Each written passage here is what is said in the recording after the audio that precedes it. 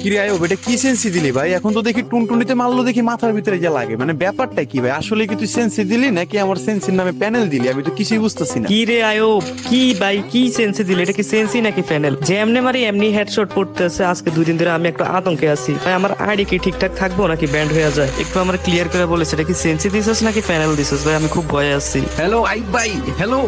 আরে ভাই কি সেন্সে দিলে এরা ভাই, মানে আমার পুরা মাথা নষ্ট ভাই। কি মানে গুলি করার আগে মনে হচ্ছে হেডের মধ্যে ইনব্লক চলে যায় ভাই।